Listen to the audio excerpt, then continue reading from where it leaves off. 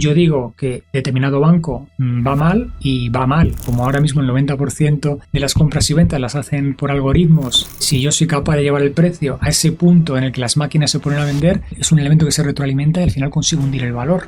¿Qué resultados ibais teniendo? Yo recuerdo haber comprado Netflix en el torno de los $60 la acción. ¿Y a cuánto cotiza ahora? Cerca de los 1.000. Sí, 8, 9, ¿no? Qué locura. Porque aquí en España resulta bastante complicado invertir porque tenemos una inseguridad jurídica espectacular. Un gestor que tiene que invertir lo que no puede decir es: yo no sé este señor cómo se va a levantar mañana. Y desde tu punto de vista, ¿invertirías en Europa? Yo ahora mismo creo que Europa, desgraciadamente, no pintamos nada. No pintamos nada y tenemos unos políticos que hacen que pintemos menos. Que mientras el americano crea y el chino copia, nosotros regulamos. ¿Qué pasa, guapetones? Te has venido muy arriba, te has venido, ¿eh? Que me apetecía hacer un Europlay. Venga, ¿Qué te parece? Muy bien. Hoy tenemos a Rafael Ojeda, que es analista de mercados. Lo habréis visto en múltiples medios de comunicación, Negocios TV, Intereconomía, estrategias de inversión, en periódicos como La Expansión, y tiene 30 años de experiencia en los mercados financieros. Ha sido analista global, o como él dice, no cheese, el cheese del queso, el jefe de análisis macro de un fondo de inversión español que actualmente está cerrado y desinvirtiendo. Y este podcast es una auténtica joya donde aprendemos cómo se analiza desde un punto de vista macro el efecto que puede tener en bolsa en la cotización de compañías, simplemente por la expectativa que se puede generar en relación a una serie de aspectos que vamos a dejar que los escuchéis a lo largo de la entrevista, que a mí me ha volado la cabeza. Y eso que me considero una persona que sabe bastante de este tema y aún así ha sido un deleite. Así que imaginad vosotros cómo vais a disfrutar. No sé qué te ha parecido, tío Albert. A mí me ha encantado. Nos va a enseñar un poquito cómo eligen las acciones, cómo hacían ellos en su SICAV, en el vehículo de inversión que utilizaban para invertir. Un poco también conoceréis su trayectoria en el mundo de consultoría y auditoría. Y además es bastante polivalente en todos los sentidos y yo creo que les va a gustar mucho a la gente. Yo creo que os va a encantar, es espectacular. Y a partir de aquí incluso yo diría que hasta os veáis los análisis que él hace en directo en Negocios TV, Intereconomía, en diferentes medios, porque son una auténtica joya. Yo los sigo y de hecho tengo la suerte de que los comparte conmigo por una lista de difusión que tiene. Dejaremos en la descripción, ¿no? Igual sí, dejamos la lista de difusión también para que el link que tenemos a dejaroslo si tenéis ahí la opción que abajo. vean su currículum, que es súper extenso. Sí. Bueno, ojalá, vamos, yo aspiro a tener ese nivel de experiencia. Llegaremos. Sobre todo con esa actitud, ese saludo. Seguro que sí. Y nada, que alguien nos patrocina, para que alguien apadrine este evento, ¿no? Nos patrocina, ya sabéis, de Trading Pit, que es una empresa de fondeo, una empresa de prop trading, que como ya sabréis muchos, os permite acceder a un capital mayor del que seguramente podríais acceder por vuestra cuenta, siempre y cuando superéis un examen, una evaluación. En esa evaluación tendréis unos niveles de riesgo que no podréis saltaros y tendréis un objetivo de rentabilidad a superar. Una vez lo consigáis, pues esta empresa os pondrá este capital y a partir de ahí el capital que obtengáis, la ganancia, será para vosotros, al menos en un porcentaje de un 80 o 90%. Y ofrece Forex, materias primas, índices, también tendréis en CFDs, por supuesto, y futuros. Y pronto, acciones. Así que va a ser una, como he dicho ya en otro podcast, es el Mercadona del trading. Es el Mercadona del trading, sí. Y nada, para quien quiera saber un poquito más de información sobre Trading Pit, tenéis un enlace abajo para registraros y que no os perdáis ninguna de las ofertas que hacen, que están lanzando ofertas constantemente, así que es mejor que no os lo perdáis. Y si os interesa indagar mucho más en este mundo, el mundo de las firmas propietarias, y conocer una estrategia para poder sacarle rentabilidad a lo que es la operativa con The Trading Pit, también os dejamos una clase de 14 minutos abajo en la descripción, así pues podéis indagar un poquito más y nada, ahí pues podéis tener incluso una videollamada para aprender y profundizar mucho más y bueno, pues estamos regalando evaluaciones de Trading Pit, os daremos las condiciones, os informaremos más sobre las mismas una vez hayáis visto esa estrategia, ese vídeo. Pero hay que tomárselo en serio, ¿eh? Hay que tomárselo en serio, sí. O sea, y tener visión largoplacista, que es precisamente lo que venimos a hablar hoy con Rafa. Vamos con él. Bienvenido al podcast, Rafa. Muchas gracias. Muchas gracias por invitarme. Oye, es un placer tener con nosotros a alguien que está a medio camino entre el largoplacismo Y el cortoplacismo, la especulación, un especulador a largo plazo. Yo te denominaría analista de mercados en múltiples sitios que te pueden ver en Negocios TV, en Intereconomía, en estrategias de inversión, además con un fondo que nos vas a contar un poquito. Pero lo que nos interesa sobre todo empezar es cómo entras en el mundo de la bolsa, que te llama la atención de los mercados financieros y no en otros ámbitos, ¿no?, de la vida que podría haber sido. Pues la verdad es que es un poco curioso porque yo empecé mi carrera, yo era licenciado en Derecho, empecé la carrera de Derecho porque me gustaba mucho el Derecho, sobre todo por las series estas de adolescencia, ¿no? Y en segundo o tercero de carrera yo le dije a mi padre que yo quería ser economista. Entonces mi padre me dijo que yo no dejaba la carrera, que tenía que ir hasta el final. Entonces terminé la carrera de Derecho, pero conseguí que me pagaran un máster en Instituto de Empresa, el MBA. Entonces yo terminé el MBA, fenomenal, y cuando terminé el MBA... ¿Sirve para algo la universidad? Entonces, la universidad sí sirve poco sí, ¿no? porque lo primero que te da un fondo, te da muchos conocimientos, y lo que te da también es el ser una persona rigurosa, ser una persona que tienes que marcar tus tiempos. El hecho de que tú empiezas en octubre, pero hasta junio no te examinas de toda la asignatura, tú tienes que gestionar tus tiempos para llegar a junio y en junio estar preparado. Es decir, a ti nadie te va durante el curso a preguntar cómo vas o cómo dejas de ir. Es decir, tú te tienes que organizar.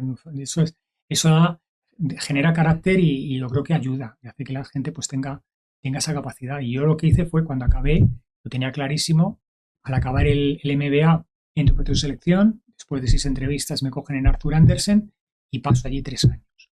3 años... Arthur Andersen, la extinta. La extinta Arthur Andersen. Ya no Arthur existe. Andersen la vi en un momento bastante convulso, porque cuando yo entro en Arthur Andersen tiene una división muy importante que era Andersen Consulting, y en ese momento Andersen Consulting empieza a facturar más que la parte de auditoría. Es cuando ellos quieren disgregarse, ¿no? Y de hecho, estando yo en la compañía, es cuando tienen en París el pleito para ver qué pasa, y al final Andersen Consulting se separa de Arthur Andersen pagando una millonada. Que se denominó luego Accenture, ¿puede ser? No. Accenture. Sí. Accenture. Hicieron ellos, los de Andersen Consulting, hicieron una especie entre los propios empleados un concurso y salió lo de AC, que es Andersen Consulting Century. Y ahí viene lo de Accenture. Ah, qué bueno. Anda. No lo sabíamos. Y entonces ahí se separan y a Dios gracias, porque se convirtió en una empresa gigantesca, mientras que se hubieran mantenido dentro de Arthur Andersen, pues al final hubieran acabado siendo absorbidos por una empresa infinitamente más pequeña, como fue el caso, ¿no? ¿Y qué tal la experiencia por ahí? Pues la verdad es que aprendes un montón, porque tú entras allí y lo que no tienes son horarios. Entras a trabajar a las 8 o las 9 de la mañana, pero tú no sabes cuándo sales. Yo una experiencia traumática que tengo fue en una operación de mi abuelo, y iban a operar a mi abuelo y yo le dije a mi jefa que mi abuelo le operaban por la tarde, que si podía salir a las 6, cuando mi horario es hasta las 5. Desde las 9 de la mañana hasta las 5. Y yo pedí irme a las 6, fíjate. Y entonces mi jefa me dijo que no había ningún problema, que lo que tenía que hacer era no comer, o comer un sándwich, y entonces no habría ningún problema. Dicho y hecho, yo me tomé mi sándwich y a las 6 en punto, cuando fui a levantarme, me miró como diciendo, pero tú, ¿a dónde crees que vas? Y ahí me quedé yo y digo yo, es que como me vaya me despiden. No es que me despidan, luego después en el informe que te hacen después de la auditoría me iba a calificar mal. Pues nada, ahí me quedé hasta las 12 de la noche, porque nos tenemos unas pizzas. Y entonces yo ahí me di cuenta de vela un poco más por tú y por tus intereses que por los intereses de la empresa, porque al final ni pago ni agradecido. Y así fue a los 3. Y sobre todo, además, que es alguien que no es ni siquiera accionista tampoco, ¿no? No, o sea, tampoco. no es alguien que vaya en su mejor interés que esa empresa vaya bien. Y yo, además, es que yo era de los que me gustaba mucho mi trabajo y yo quería prosperar y llegar lejos en Arthur Andersen, quería ser socio. A todos nos pasa, Y entonces, a mí un Yo jefe en París mío, me pasó que se igual. me quedará la frase, un jefe mío que era gerente, me dijo, tú te vas. Y le dije yo no, yo no voy a decir que me voy a ir. Digo, no, yo voy a llegar a gerente, como tú. Y me dice, no. Y aquí nos quedamos los mediocres. Y yo, claro, dije yo, usted es todo menos mediocre. Y me dice, no, yo soy un mediocre. Dice, porque los buenos os vais y a los malos os echamos. Me quedé grabada la frase y todavía la tengo aquí clavada, ¿eh? Y efectivamente a los 3 años me fui. Recibí una oferta y me marché de la empresa, pagándome lo mismo que me pagaba Arthur Andersen, pero me di cuenta que merecía también vivir. Y merecía vivir y el tener horarios y el no vivir con el estrés y la ansiedad que ves en una decisión. Yo les agradezco pues que yo sí tengo que trabajar 14 horas del tirón, soy capaz de trabajar 14 horas del tirón porque lo he hecho muchas veces, y que no se me caen los anillos por trabajar, pero llega un punto que dices tú, bueno, hay que vivir. Entonces por eso quieren gente joven, porque con 20, 22, 24, 26 años estás dispuesto a pagar ese precio. Pero bueno, cuando tienes 35 o 40 años cuesta mucho más. Y podríamos decir que luego los mercados financieros te dieron libertad financiera. Es un poco... O que lo que aprendiste en ese lado te sirvió para luego buscar algunas empresas, quizás. Te sirve porque yo me considero mucho más analista fundamental que analista técnico. Y en el fondo, ¿qué hace un analista fundamental? Analiza los ratios de la empresa, lo que realmente vale la empresa y lo que tienen los números. Y en el fondo un auditor era justo lo que hace. Lo que hacía la auditoría es mostrar lo que la empresa vale según sus libros. Ve una imagen fiel. O más bien validarlo, ¿no? Claro, lo que validan es la imagen fiel de la empresa en un momento dado. Y entonces es un poco lo que yo analizo. Es decir, a mí me puedes decir que esta empresa es maravillosa y tal, pero si tiene un PER 180 y pierde dinero y quema dinero y encima da dividendo, eso no es muy sostenible. Entonces yo en esas compañías no invierto por mucho. ¿Eso existe? Existen. Yo no sabía que existían compañías que pierden dinero y pagan dividendo. Hay compañías que pierden dinero, y pagan dividendo precisamente para que los accionistas se mantengan en la empresa. Es decir, son capaces de incluso ampliar capital o pedir fondos para poder pagar ese dividendo, pero dinero, porque si dejan de pagar el dividendo, ¿qué va a ocurrir? Los accionistas se van a marchar de la empresa y el valor de la empresa va a caer en picado. Es curioso, porque si tú diluyes el valor del accionista ampliando capital, al final la pérdida de valor en bolsa es similar a, incluso sobrepasa el pago del dividendo, ¿no? Pues ya. Pero si tú tienes un business plan en el cual dices que en los próximos años la compañía con ese guidance va a llegar a ese break-even y va a ganar dinero. Claro, que te lo tienes que creer.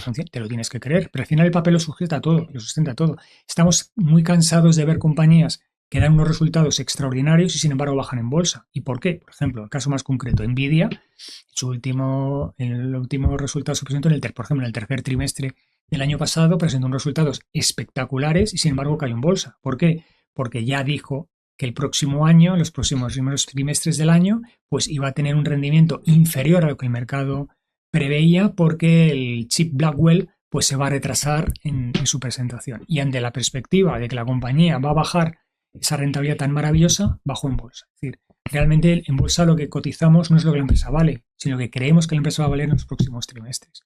Y entonces un poco el arcano, y es por lo que entiendo que los analistas tenemos tanto valor, porque nosotros vemos lo que creemos que esta compañía, dónde va a estar en el futuro. Y eso es lo que realmente vale. Mucho más que el hecho del cómo está en el presente. ¿No crees que tengo una duda en relación a la evaluación de compañías, ¿no? Porque claro, Rafa, tú lo has expuesto desde el punto de vista de experiencia personal en una auditoría, que luego posteriormente te incorporaste, seguiste en el mundo financiero. Cuando salí de auditoría entré directamente al análisis bursátil. ¿Y entraste en alguna...? Entré en una SICAV, empecé a analizar compañías. ¿Una SICAV qué es? Para quien es una sociedad de inversión en capital variable. Entonces invertimos en acciones, entonces yo me dediqué a analizar mercados, a analizar acciones y analizar valores. Y entonces al final el gestor, con los análisis que yo y otra gente hacíamos, pues decidía qué compañías invertir. Poco más o menos me decía, yo presentaba un informe y decía ¿tú invertirías en esta empresa? ¿Sí o no? ¿Por qué? Entonces yo explicaba las ventajas, las desventajas, las fortalezas, las debilidades de la compañía, por qué creía que la compañía iba a tener un performance superior a la media del sector, por qué este sector era mejor que otros, cómo veía un poco la situación macro, cómo veía la geopolítica con ese sector concreto y si veía que esta compañía iba a estar por encima de la rentabilidad de otras compañías que estaban dentro del fondo, de tal manera que el gestor decidiera desinvertir en determinadas compañías para apostar por las compañías que yo le ofrecía. Yo o compañeros míos. Y esa es un poco la labor que hace un analista.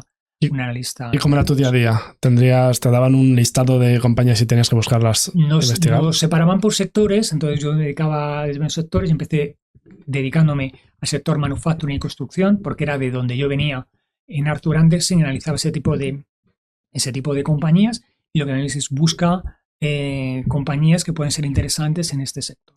Y entonces lo primero que decides es qué mercado vas a atacar, mercado americano, mercado europeo, mercados emergentes. Entonces un poco el gestor nos va diciendo, mira, nosotros nos dedicamos a estos sectores y a otros no, pues porque entendemos que la prima de riesgo, entendemos que la geopolítica puede ser compleja, o entendemos que este mercado puede en un momento determinado tener problemas, como puede ocurrir ahora mismo con Donald Trump, un tema arancelario, ¿no?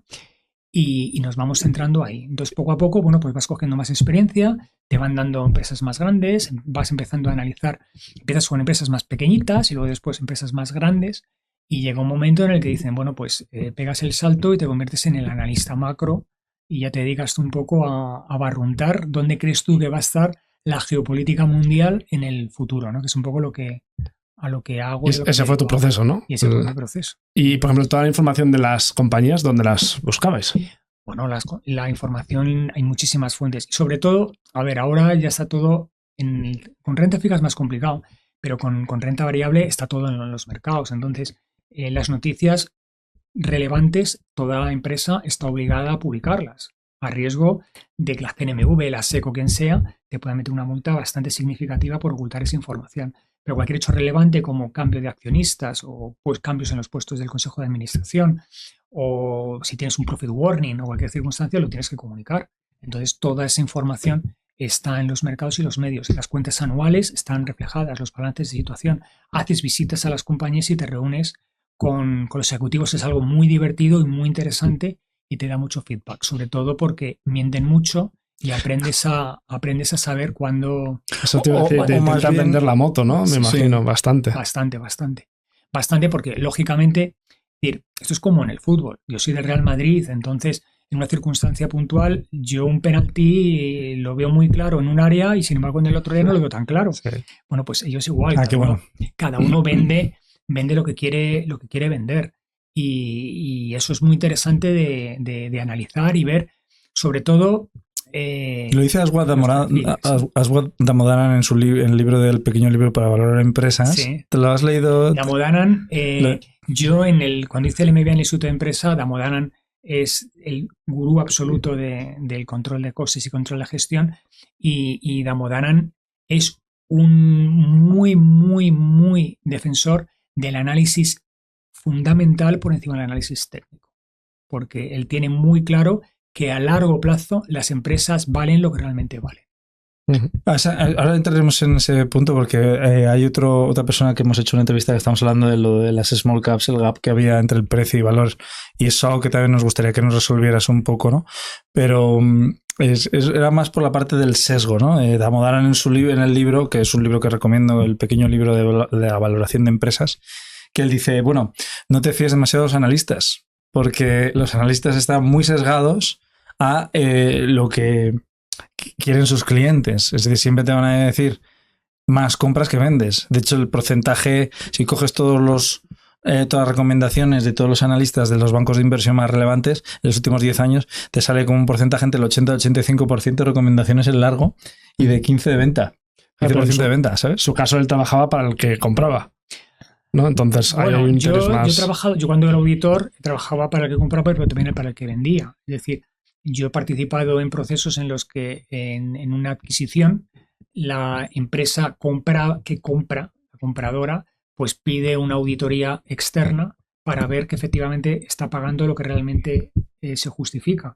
Pero en ocasiones también era por el otro lado, es decir, nosotros presentábamos esa auditoría de la empresa que iba a ser comprada y se lo presentábamos al comprador y de esto es lo que vale realmente la empresa. Es decir, yo he estado en los dos lados de la... O sea, también la parte de transacciones, ¿no? De lo que es Sí. Y muchos trabajos de consultoría. En Arthur Andersen no solamente auditábamos, sino también hacíamos trabajos de consultoría. Hice un trabajo muy importante de consultoría en el sector de manufacturing, es otro siderometalúrgico, en el cual contrataron las siderúrgicas más grandes de España, Arthur Andersen, para saber los clientes y proveedores que tenían pagos atrasados por encima de 90 días porque las compañías siderúrgicas no querían decirlo.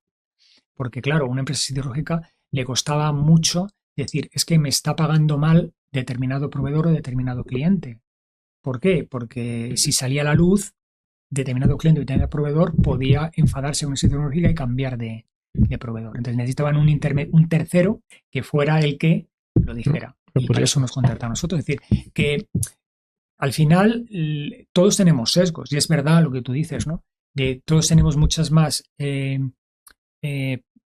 recomendaciones de compra que recomendaciones de venta. ¿Por qué? Porque lo que nosotros nos centramos más es decir, ¿yo dónde invertiría? ¿Yo dónde veo negocio? Entonces, yo siempre veo negocio para comprar cosas. No me centro en qué sectores van mal, qué sectores van a ir a pique. Voy a terminar de hundirlos, ¿no? Para eso hay que valer. O sea, es un perfil mucho más concreto. Yo creo que eso es mucho más de gestores de inversión libre, de los famosos hedge funds, que se colocan cortos. Y además, cuidado con esa gente porque muchas veces se colocan cortos y también tienen sesgos, porque ellos realmente no creen que la empresa se pueda hundir, sino que ellos pueden hundirla. Es decir, Sí, yo con mis comentarios, como soy una persona que tiene mucha influencia, yo digo que determinado banco va mal y va mal. Y entonces yo hago que el mercado vaya mal porque como ahora mismo el 90% de las compras y ventas las hacen por algoritmos, máquinas, si yo soy capaz de llevar el precio a ese punto en el que las máquinas se ponen a vender, es un elemento que se retroalimenta y al final consigo hundir el valor. ¿Sabes? Soros fue un experto en hacerlo y lo hizo con la libra esterlina, por ejemplo. Citron Research, ¿no? También hace... También. Y más gente. O Gotham, ¿no? Sí, Gotham. Pero bueno, el caso de Gotham sí, tú lo haces, pero también te expones a demandas judiciales porque lo que tú haces, dices tú, ¿en base a qué lo haces? Tú lo haces porque tienes un criterio real. ¿Tú de verdad en qué justificas que mi empresa va mal y por eso la hundes? ¿O realmente tú lo que quieres es hundirla sin tener pruebas de que mi compañía va mal? Hay que tener mucho cuidado con eso porque todo el mundo tiene derecho a defenderse. Claro, que al final son informes que también están bastante bien elaborados, ¿no? Es decir, Sí, están bien elaborados, pero el papel lo sustenta todo. Yo siempre digo lo mismo. Ahora mismo, sí, que da igual para los cortos que para los largos, da lo mismo. Claro. Ahora mismo, yo me puedo poner ahora mismo corto de Nvidia. Considero que la compañía está sobrevalorada, tiene un PER muy elevado. El sector de los semiconductores, pues podemos entender que incluso hay una burbuja, o podemos creer que como Donald Trump está apretando a China, pues China va a hacer lo propio y va a coger y va a decir, pues ahora Nvidia, pues no quiero comprar. O Donald Trump dice que Nvidia no puede vender en China. Bueno, pues puede ser que el mercado caiga.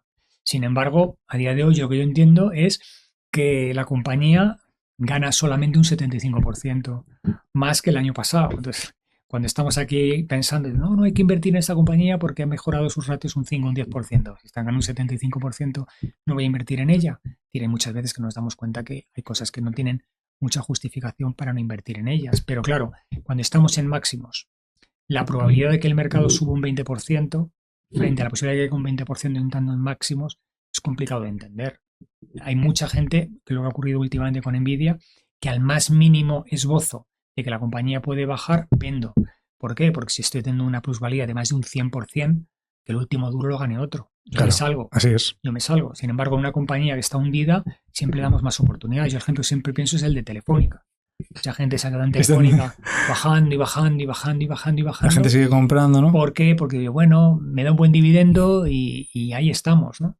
Pero, por ejemplo, Alierta fue un pésimo gestor, estuvo al cargo de Telefónica durante muchísimos años y la empresa bajó en bolsa muchísimo. El último presidente, Payete, pues lo mismo, no sé, en los años que ha estado como presidente de Telefónica, por eso sí el valor ha caído un 40 o un 50% de cotización bursátil. Y es más, cuando le han echado, porque a Payete le han echado por un claro sesgo político, mucha gente ha dicho ¿cómo es posible que lo hayan echado? Digo, lo que a mí me resulta increíble es cómo es posible que no lo hayan echado le hayan mantenido en el cargo tanto tiempo bajando un 50%. Si yo a mí me ponen de CEO de una compañía y en 10 años mi compañía vale la mitad, lo que yo no sé es cómo el Consejo de Administración no me ha echado antes. ¿Y por qué crees que hacen esto? Quiero decir, los accionistas al final no son tontos. Lo que quieren es que se maximice el valor de sus acciones. Claro, pero tenemos que darnos cuenta que los pequeños accionistas no pintan nada. Lo que pinta es el Consejo de Administración. Entonces, en el Consejo de Administración están representados determinados fondos y esos determinados fondos pueden estar relativamente contentos con la gestión que estás haciendo o a lo mejor ellos pues lo ven de otra manera. En el momento que ha entrado el gobierno, el accionariado de Telefónica ha decidido que el presidente pues sea una persona afín a un amigo. Y es lo que han hecho. ¿Crees que esto irá bien, este experimento? ¿O No O lo sea, sé. que el Estado intervenga en una A mí empresa me parece muy mal privada. que el Estado intervenga en una compañía. Pero dicho lo cual, tenemos que... Díselo a Japón, ¿no? El gobierno de Japón. Claro, lo que pasa es que no podemos ser más papistas que el Papa. Es decir, a mí me parece mal que el gobierno español intervenga a compañías españolas y tenga el poder de las mismas, pero sin embargo, si no lo hacemos nosotros, que no lo haga nadie. Si luego después nos encontramos que en Francia, en Italia o en Alemania sí lo hacen, pues nosotros tampoco vamos a ser los tontos que lo hagamos. Es decir, a mí me parece mal que el gobierno de España impida que una compañía francesa, italiana o húngara adquiera una compañía española. Pero si al revés, una compañía española quiere adquirir una empresa francesa, italiana, alemana o húngara y no nos dejan, pues también nosotros tenemos derecho a que no nos dejen comprar. Es decir, no es Spain first, pero hombre, que todos juguemos con las mismas reglas, ¿no? Antes de que continúes con el episodio, quiero hablarte de nuestro patrocinador, de TradingPeat. Es una prop trader que te ofrece operar en multiactivos y está enfocada en que tú como trader puedas descubrir y potenciar tu talento sin necesidad de sentir esa presión de arriesgar tus propios ahorros. Puedes operar todos los mercados que quieras, el mercado de futuros, forex, acciones o criptomonedas, y además utilizando plataformas de última generación. Piensa que con The Trading Pit puedes tener un crecimiento sostenible donde pasas una evaluación y luego te premian con cuentas que probablemente no seas capaz tú de ahorrar, quedándote el 80% de los beneficios. Los desafíos que tienes en The Trading Pit son con capital virtual, pero estarás operando en un mercado real y por tanto si generas beneficios, los pagos van a ser reales. Así que nunca has tenido antes esta oportunidad tan accesible para poder desarrollar tu carrera como trader.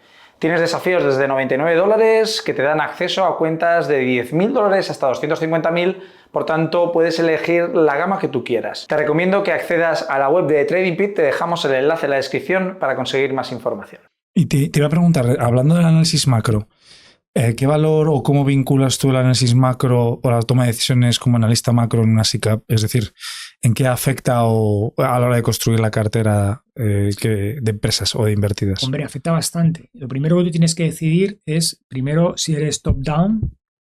Top-down o bottom-up, que básicamente es como desde donde partes el análisis, ¿no? Y claro, lo primero es, yo voy desde un análisis macro global y a partir de algo voy bajando al nivel, o voy desde abajo y voy creando.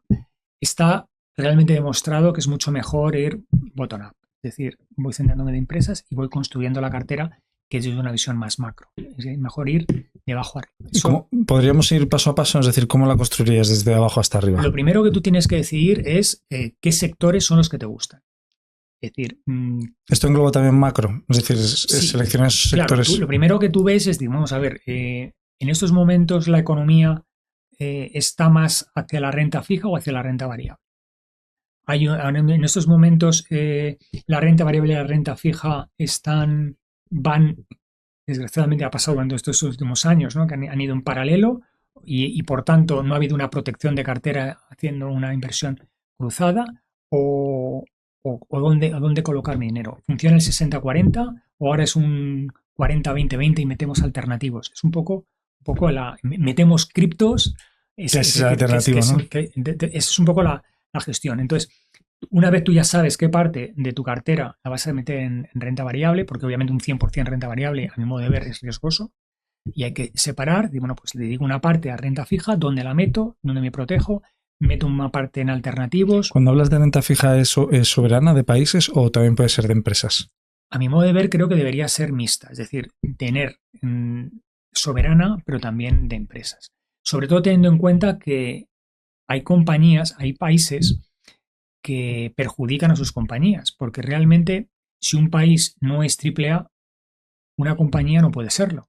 Entonces nos encontramos con países en economías emergentes que por su propia situación económica tienen una calificación determinada y sin embargo hay compañías dentro de esos países que son mucho más seguras que su país y deberían tener una calificación mejor. Y de hecho ocurre, ¿no? Por ejemplo, en el caso de Sudáfrica, en el caso de Australia, hay compañías que son mucho más seguras que los propios bonos de su país, o deberían de serlo. Entonces hay joyas donde poder invertir. Eso es bueno, ¿no? Invertir en estas, porque son tan penalizadas. Exacto. Que te aprovechas. Entonces te aprovechas de esta situación, ¿no? Ahí es donde entra un poco la parte macro que estás hablando, ¿no? Claro, es decir, entender cuál es la circunstancia, exacto, ¿no? Por eso yo entiendo que los analistas macro en renta fija aportan muchísimo valor. Y sobre todo aportan muchísima información. Porque también ellos nos enmarcan un poco el camino de de hacia dónde ir. Es decir, cuando tú ves que los analistas de renta fija invierten mucho en mercados emergentes, por poner un ejemplo, y de tú, bueno, ellos no van a invertir en mercados emergentes si consideran que la economía va a ir mal. Porque claro, si resulta que la economía va mal en esos países, la rentabilidad del bono va a crecer y por tanto mal. Entonces, si ellos invierten en esas economías es porque entienden que el bono va a bajar de rentabilidad y eso es que sus economías van bien. Con lo cual, probablemente no solamente sea bueno para la renta fija, sino probablemente haya joyas en renta variable para poder invertir en esos mercados. Qué bueno. Y eso es una manera de poder entrar. ¿No? Es decir, si tú ves muchos peces, es porque hay ahí algo. Qué interesante. O sea, dentro de un bottom-up empiezas como analizando la parte macro y una pista sería, por ejemplo, ver la cartera de inversión de todos los hedge funds de renta fija de Estados Unidos, por ejemplo, ¿no? Ahí se me olvida el nombre de un gran inversor de renta fija americano. Ya me acordaré ahora a lo largo del episodio. Hay casas muy importantes. A mí, por ejemplo, yo me gusta mucho una casa de renta fija. Está mal que hable aquí ni de competidores ni hacer publicidad de terceros, ¿no? Pero Vontobel, por ejemplo, es una casa de renta fija que a mí me gusta mucho. Hace unos análisis. ¿Es española o es norteamericana? No, Vontobel es extranjera. JP Morgan, por ejemplo, hace muy buenos análisis. Otra compañía que siempre tienes que tener muy pendiente de lo que hace o que hacer es Goldman Sachs. Goldman Sachs está muy centrada, a mi modo de ver, en tema de fusiones y adquisiciones. Si ve que en un momento determinado el mercado de fusiones y adquisiciones va funcionando es porque empieza a haber dinero en el mercado, porque muchísimas compras se hacen apalancadas. Entonces, si un banco te presta dinero para comprar a otra compañía es porque la economía va bien, si no, no presta dinero. Qué interesante. El mercado se seca. Entonces, lo importante es tener la capacidad de poder ver muchas cosas. Y por eso yo doy las gracias a Dios de tener una formación jurídica, pero haber hecho un máster en asesoría jurídica, hacer un máster en asesoría en gestión de carteras, hacer un MBA, tener una formación muy pluridisciplinar para poder tener la capacidad de poder hilar fino, porque en la economía pasa una cosa, si tú tocas algo desajustas, ¿sabes? Es decir, menos Pedro Sánchez, que entiende que puede hacer lo que le dé la gana y que no desajusta nada, ¿no? Pero bueno, parece que ya casi todo el Parlamento, casi todo el Congreso, ¿no? Vamos a decir, ya no solo ni siquiera Pedro. Claro. No se salva nadie ya. No se salva nadie. Pero bueno, es una desgracia, pero lo que ocurre es que tendemos a criticar mucho a nuestro gobierno y a nuestro mercado, pero claro, yo que hablo con gente de otros países digo, Rafa, que yo soy francés. ¿Tú sabes cómo estamos en Francia? Rafa, yo soy alemán. ¿Tú sabes cómo estamos en Alemania? Rafa, yo soy italiano. ¿Sabes cómo estamos en Italia? Y entonces digo yo, hostias, somos europeos. ¿A dónde vamos? Compitiendo contra China y Estados Unidos. Y eso es donde estamos. Que mientras el americano crea y el chino copia, nosotros regulamos. Pero eso puede ser un incentivo desde un punto de vista de inversor, ¿no? Es decir, por ejemplo, como analista macro, de la liquidez la voy a llevar a Estados Unidos porque pero vamos, las oportunidades están allí. O mercados emergentes, como dices, pero... Mira, yo lo que veo es que hay muchísimos gestores que no paran de hablar de que invertir en España y que invertir en Estados Unidos y luego después, ¿por qué lo dicen? Pues porque son gestores de un fondo español y obviamente quieren que el dinero venga a España o porque son fondos que básicamente están muy posicionados en Europa y quieren que el dinero venga a Europa. Pero cuando tú eres un mercado, un global macro y tú quieres invertir a nivel global, pues descubres que mucho dinero va a Japón, muchísimo dinero va a economías como la India, como China menos, porque está en un problema serio ahora mismo, y muchísimo dinero va a Estados Unidos. Y la pura realidad es que cuando ves la rentabilidad de los fondos, dices tú, claro, es que mi fondo ha tenido una rentabilidad muy mala, me lo dijo una gestora de una compañía española, y me dijo, porque el año pasado no entré en Nvidia y como competidores míos sí entraron, pues claro, ahí tengo una falta de alfa muy significativa por no haber estado posicionado en una compañía como esta. Y que alfa, la definición es básicamente la rentabilidad que generas por encima del Exacto. benchmark de mercado. El alfa es la rentabilidad que tú obtienes batiendo al mercado si tú te indiciaras al mismo. Es decir, si yo me compro un IBEX 35, pues voy a tener la misma rentabilidad que el IBEX 35, pero si yo decido en determinadas empresas no hacerlo porque considero que son malas y sin embargo invierto en las buenas, obtengo un rendimiento superior al índice y ese es el alfa. Y entonces, claro, si tú estás posicionado en una compañía, pues estoy pensando Tesla, ¿no? En los últimos 6 meses ha tenido una rentabilidad exponencial. Una empresa como Broadcom, por ejemplo, tiene una rentabilidad o Polastir, ¿no? Hay compañías Palantir, tiene una rentabilidad del 300 y pico % en 2 años. Entonces, claro, si tú estás posicionado en esas compañías, pues obviamente tu rentabilidad promedio se va a disparar. Has hablado de Japón, bueno, de varios países, Japón y China, has dicho que mucho dinero está yendo a Japón. Me gustaría que si puedes comentar un poco por qué. Y China, que has dicho que tiene ahora un problema. Bueno, sí. El caso de Japón desde en los años 90 era la China actual. Es decir, Estados Unidos dice, bueno, algún día China nos va a repasar por la derecha. Pero China vivió una burbuja tremenda y ha tenido 2 décadas perdidas. 2 décadas en las que era un país que estaba... Sobre todo por la plata, ¿no? Porque vincularon la plata a la divisa, se equivocaron. Bueno, y porque también había determinados fondos que especularon y se hicieron muy potentes es un país que no tiene recursos minerales y especularon mucho. Tema inmobiliario también tremendo. Y entró en una situación en la que el país entraba en deflación y no crecía. Y entonces la única manera que tuvieron es tener que el bono al 0%. Y entonces, claro, el país está en una situación... Esto es Japón, ¿no? En este caso. Entonces, ¿qué ocurre? Que poco a poco están empezando a generar inflación. Y entonces el país va saliendo de ese atolladero en el que ha estado encerrado durante 20 años. Y es un país que en determinados sectores es extraordinariamente competitivo, pero es un país muy dependiente de la exportación, para lo cual lo que necesita es que su divisa sea débil. Y en esos momentos su divisa es extremadamente débil. Pero claro, tu divisa es extremadamente débil, pero tiene una enorme dependencia de las materias primas extranjeras, por ejemplo el petróleo, pues te genera un conflicto y un problema tremendo. En una sociedad... Porque tampoco puedes adquirir demasiado petróleo, ¿no? Si tienes una divisa débil... Pero si lo necesitas, lo necesitas. Y entonces el problema está... Y entras en un ciclo de imprimir, ¿no? Tremendo. Entonces, hablamos también de un país en el que los consejos de administración están tomados por hombres, donde el 99% son japoneses y el 1% extranjeros. Una sociedad bastante compleja, muy difícil, muy cerrada, y es un país muy, muy especial en muchas cosas. Fantástico y fabuloso en muchas cosas, pero en otras no tanto. Y está empezando a salir de ese problema y poco a poco va generando inflación y empieza a ser más competitivo a nivel global. También tiene un mejor desempeño como empresa, se empiezan a pagar a los accionistas y empieza a ser un poco una economía más bollante y creo que Japón va a volver a tener fuerza a nivel global. En el caso de China... Está subiendo los tipos, ¿no? Exacto. Está empezando a subir los tipos, el tipo marginal ya del 0, ya está en el 0,50, 0,75, poco a poco lo va subiendo para ir generando inflación, que es lo que se necesita. Fíjate, esta sería un poco a nivel de representación más o menos técnica, ¿no? Un análisis macro, ¿no? Desde la base, claro, de dónde me interesa invertir. Por ejemplo, podría invertir en Japón, sí, porque... Japón es una empresa... netamente exportadora. Entonces, el yen ha estado prácticamente en mínimos históricos frente al dólar hace poco tiempo y eso favorecía enormemente las exportaciones. En un momento determinado en el que el mundo crece a tasas del 3,5%, pues eso permitía que las compañías japonesas fueran hipercompetitivas a nivel mundial. Y ahí por ahí hay joyas muy importantes dentro de Japón.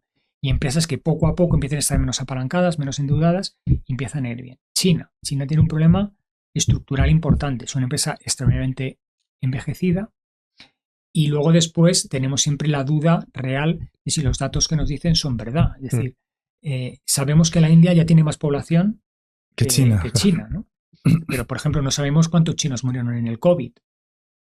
Sabemos que Corea del Norte no murió ninguno. Pero además es verdad, seguro. Sí, porque es que no entra nada. Todos sabemos que nadie murió en Corea del Norte por COVID. No sé por qué no se llevaron el premio Nobel de el premio Nobel de Medicina algún médico coreano. Pero en China, siendo el epicentro y donde comenzó, resulta bastante complicado entender que hubiera tan pocos muertos, sobre todo cuando veías imágenes de China, todas las ciudades vacías, todo el mundo tal. Digo, no, aquí ha debido de pasar algo muy gordo y sin embargo no moría nadie. Entonces, siempre tenemos que poner un poco en tela de juicio la información que tenemos. Es curioso, un país tan grande, 1/3 de la población, y el resto del mundo no sabemos lo que pasa ahí dentro.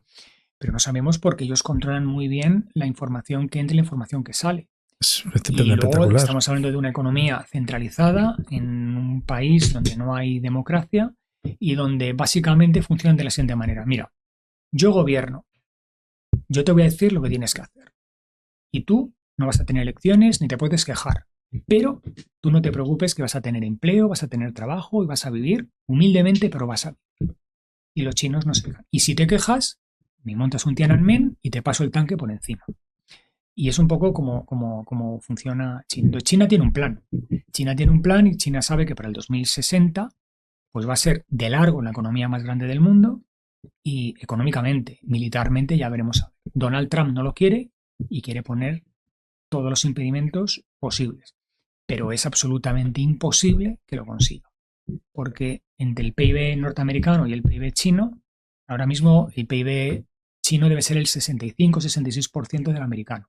Pero año a año le va recortando una décima. No, aparte la deuda sobre el PIB es muy pequeña. Claro, pero O sea, 80, el Producto Bruto de China frente al norteamericano, el chino debe ser como el 60-65% del PIB norteamericano. Pero poco a poco se va acercando. ¿Por qué? Porque Estados Unidos crece a tasas de un 2, un 2,5, un 3, y eso cuando crece a esas tasas... Y eso en términos reales, ¿no? En términos reales, mientras que China está creciendo ahora mismo solamente al 5%, pero ha estado creciendo al 8, al 10 y al 12%. Entonces, claro, si China crece más que Estados Unidos, poco a poco le va arañando. Poco a poco le va arañando. Llegará un punto en el que le igualará. El problema no es cuando le iguale. Cuando el PIB chino y el PIB americano en términos reales sea el mismo, si China crece al 5% y Estados Unidos crece al 3%, en muy poco tiempo el PIB chino va a ser un 40 o un 50% superior al americano. ¿Qué ventaja tiene Estados Unidos? Que tiene un PIB superior al chino, pero con 250, 300 millones de habitantes y China 1.400. Entonces, claro, si el PIB lo repartimos per cápita, el diferencial entre unos y otros es verdaderamente brutal. Entonces, no invertiríamos, por ejemplo, en China porque es opaco los datos. Sabemos que crece a un ritmo importante, pero claro, la renta variable china, por ejemplo, se está diluyendo cada vez más hasta que incluso el gobierno tiene que intervenir, ¿no? La bolsa, diciendo que va a comprar acciones para que la gente tenga incentivos para comprar renta variable china. Es decir, dentro de lo que es la construcción, en datos, o sea, en la parte macro, la siguiente que es la selección de cartera, ¿no? Y un poco yendo a lo que estabas haciendo antes en la SICAV, ¿cómo determinabas qué compañías se aceptaban en el fondo o no? Porque si yo te lo pongo, por ejemplo, la casuística de China, China crece, pero te niego todas las empresas chinas que entran en cartera. Claro, a ver, lo primero tú tienes que acotar un poco los mercados donde tú quieres entrar. Entonces, por ejemplo, en el caso nuestro, nosotros no queríamos invertir en China, primero porque el mercado era muy opaco y segundo porque era realmente difícil invertir en compañías chinas. El mercado chino es un mercado muy centrado en un mercado propio, que los chinos compran acciones chinas y resultaba complejo comprar compañías de mercado chino no siendo chino o no haciéndolo a través de intermediarios chinos. Entonces, es un mercado complicado de invertir. Entonces, decides qué mercados entras. Entonces, en nuestro caso, veíamos muchas más oportunidades en Estados Unidos que en Europa. Que no quita que en Europa haya compañías como Novo Nordisk, que sean maravillosas, y compañías de ese estilo. Sí, con el 35% del PIB, ¿no? De Dinamarca o algo así, bueno, es una locura. Vale más. Una sola empresa es imparable. La valoración bursátil de esa compañía es superior al PIB del país. Ah, y eso. Ah, ya, la capitalización, sí. La capitalización bursátil de Novo Nordisk es superior al PIB del país. O sea, con eso lo dejo todo. Pero bueno, en su día pasó con Nokia. Nokia pesaba más del 65% de la bolsa de Finlandia. Es decir, a mí me daba igual que la bolsa subiera un 3 o un 4%. Si subió un 3 o un 4% era porque había subido Nokia un 3%. Sí. Si Nokia bajaba, da igual lo que hiciera el resto. O sea, hay esas circunstancias en ocasiones pasan, ¿no? Pero veíamos muchas más oportunidades en Estados Unidos. Una vez entras en Estados Unidos, y crees que es Estados Unidos, es el momento de decir, ¿qué voy? A compañías grandes, medianas, pequeñas. Ese es el gran dilema. Entonces, actualmente se ha demostrado que son mucho más rentables, mucho mejor entrar en empresas grandes que en empresas medianas y pequeñas. ¿Por qué? Porque las empresas grandes, digamos que tienen una menor dependencia de los tipos de interés. Si los tipos de interés son altos, las compañías grandes que disponen de mucha más capacidad financiera o de capacidad de... Porque tienen mucha tesorería, mucha caja. Tesorería o pueden realizar ampliaciones de capital, es decir, tienen muchas más estrategias o fórmulas para poder capitalizarse o poder entrar en negocios. Las empresas medianas y pequeñas tienen una mayor dependencia de bancos. Con tipos altos resulta muy difícil financiarse o obviamente, si consiguen financiarse, va a penalizar mucho su rentabilidad y en donde resulta más complejo obtener. Por eso, ahora mismo con Donald Trump se cree que las empresas de pequeña y mediana capitalización van a ser las grandes beneficiadas porque entienden que se va a producir una bajada de los tipos de interés y, por tanto, esto va a ayudar a las compañías de mediana y pequeña. Yo eso no lo tengo tan claro, ¿eh? Yo tampoco, porque al final lo que está sucediendo es que con las políticas de Donald Trump, que son claramente inflacionarias, resulta complejo que Jerome Powell baje los tipos de interés. De hecho, como Donald Trump amenaza a todo el mundo, también le ha dicho a Jerome Powell que baje los tipos de interés. Curiosamente, justo antes de las elecciones, le dijo a Jerome Powell que no bajara los tipos de interés, porque si bajaba los tipos de interés le estaba haciendo el juego a Joe Biden. Es que es una cosa muy curiosa lo de este señor, ¿no? Pero la realidad es que ahora mismo Estados Unidos es complicado o no debería bajar tipos de interés. Pero sin embargo, si consigue el America First y que las compañías locales sean más competitivas, porque los aranceles hacen que las compañías extranjeras les cueste más poder introducirse sus productos en el mercado local, bueno, pues puede hacer que las compañías de pequeña y mediana capitalización crezcan.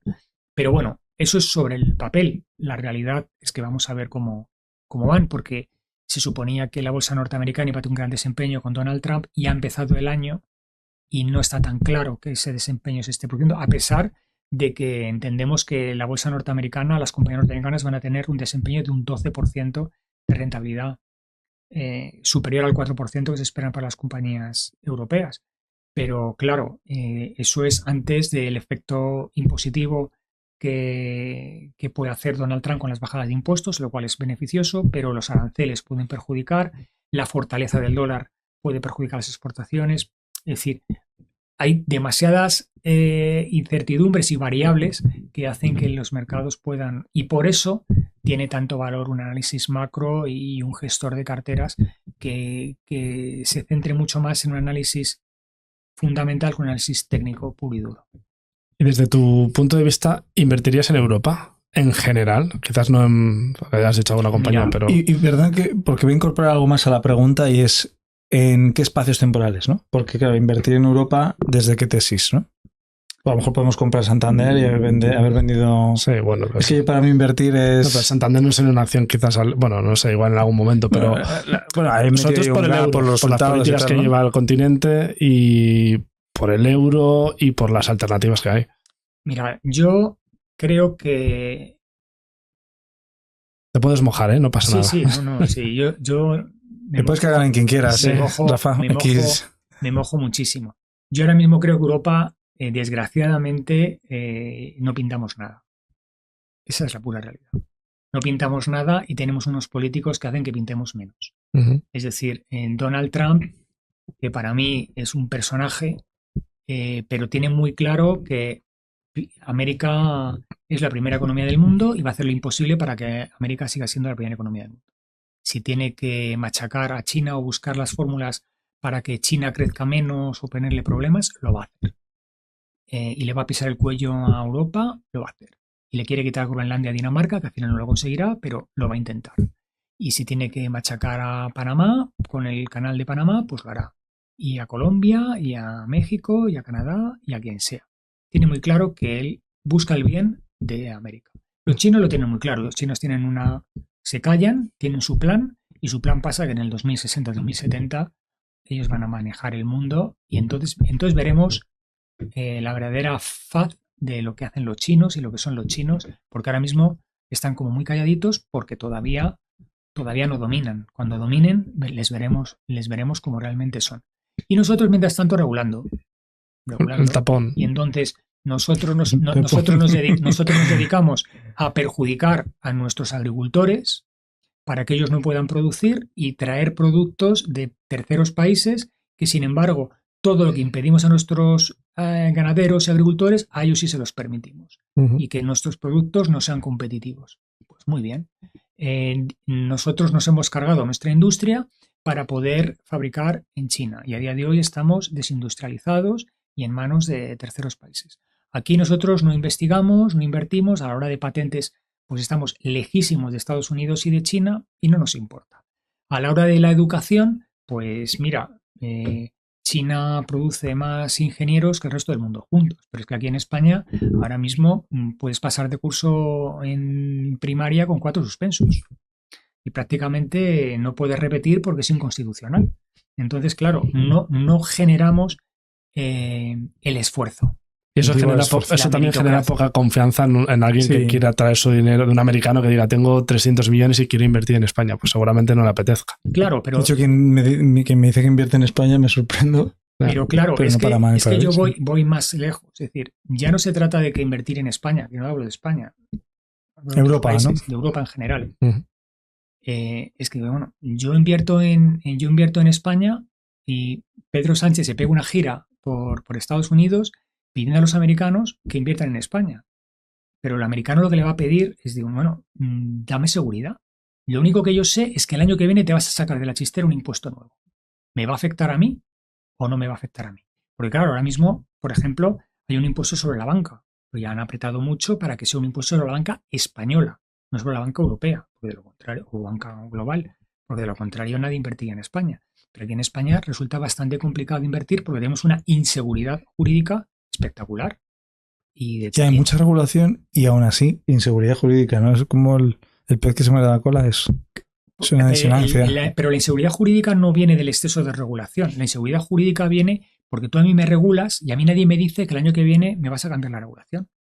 Tú ahora mismo dices tú, yo te voy a regular y te voy a dar un incentivo. Fenomenal. Pero yo no sé si el año que viene me lo vas a mantener o vas a decir, hoy es lo que pasa con Pedro Sánchez, que cambia constantemente de opinión. Y eso no es engañar, es cambiar de opinión. No, tío. Es decir, si yo digo que hoy va a ganar, yo soy del Madrid y mañana soy del Barcelona y pasado soy del Atlético de Madrid y luego soy del Betis, yo no estoy cambiando de opinión, tío. No sabes a qué vas. No sabes a qué vas y eso es lo que no puede ser. Porque eso genera mucho miedo y mucha incertidumbre y sobre todo un gestor que tiene que invertir lo que no puede decir es yo no sé este señor cómo se va a levantar mañana. Que es un poco lo que pasa con Donald Trump. Es decir, ahora mismo con Donald Trump no sabemos muy bien qué se va a sacar de la chistera porque en el caso de los aranceles le ha puesto un arancel a México y a Canadá se ha inventado una excusa absurda, ¿no? Con el fentanilo y con los inmigrantes y tal para ponerles el arancel. Y les ha dicho que, bueno, que durante un mes se lo va a dejar congeladito. Pero ahora, el otro día en la Super Bowl, ha dicho que, bueno, pone un impuesto a nivel mundial para el aluminio. Dice, no, a nivel mundial. Lo puso ayer, ¿no? Sí, durante la Super Bowl. O sea, en el Air Force One, caminito de la Super Bowl. Se firmó el decreto ayer en el avión. Y cogió el tío y monta allí y dice, no, para todo el mundo. México y Canadá incluidos. Entonces, claro, llega un momento que no sabes muy bien. Entonces, ¿qué hablan de que es el mejor negociador del mundo? Claro, yo también soy el mejor negociador del mundo cuando yo tengo cuando yo tengo todo el poder. Si yo soy el único que tiene armas nucleares, todo el mundo va a hacer lo que yo diga. No es que yo negocie mejor, es que soy el malote del colegio. Y él se está comportando como el malote del colegio. Y lo peor de todo es que le estamos riendo la gracia. Estamos riendo la gracia. Y lo que no tiene ningún sentido es que él esté buscando que Estados Unidos no pague por usar el canal de Panamá y no nos importe, que quiera quedarse con Groenlandia porque tiene tierras raras y porque a lo mejor el Ártico en unos años se descongela y es una ruta política, pero vamos a ver, es que lo que no tiene ningún sentido es que también se quede con la franja de Gaza, se la quiere quedar con el mero hecho de decir que va a convertir aquello en Las Vegas, ¿no? Y porque hay sabes que hay un yacimiento de gas natural muy importante ahí, que es propiedad de Palestina a priori. O sea, de hecho, la razón principal por la que Israel ha insistido en la invasión, cuando no tenía que haber insistido, porque ya se había acabado, es por eso. Bueno, lo desconozco, pero la realidad es la que es. Y el problema está en que nos vamos a meter en una vorágine bastante complicada. Yo creo que al final, de lo que dice Donald Trump a lo que hará, dista mucho. Pero claro, él negocia mayores. Yo me pongo muy duro. Sé que te voy a doblar el brazo, pero luego después voy a ser benevolente y dame solamente esto, pero es que se haga lo que yo digo. Entonces, esta negociación de voy a conseguir que tú te salgas con la mía, pues es una manera muy dura de negociar. Y el problema está en que Europa no pintamos nada y hacemos lo que dice. Entonces, bueno, pues vamos a tener un gasto militar del PIB por encima del 2%, que yo creo que debe ser así. Pero llevarlo al 5% me parece una manera de intentar vender armas norteamericanas al resto del mundo y por eso compañías como Lockheed Martin pues pueden tener un buen desempeño durante este año. Bueno, bien visto, ¿no? La verdad es que esto es lo que veo una lista sí, que lleva tiempo igual ya se está descontando esto, no he visto la cotización. Bueno, está descontada hasta cierto punto, porque todavía no sabemos si va a ser un 2,5% o un 5%, o qué países lo van a hacer o qué países no lo van a hacer, o que una vez Europa decide que ese gasto del 2,5% o del 4%, hay que de ver qué armas compro. Puedo comprar armas que no tienen por qué ser norteamericanas. No lo sé, es que yo como de armamento no sé, pero bueno, no tenemos por qué comprar determinados cazas que fabrica Estados Unidos.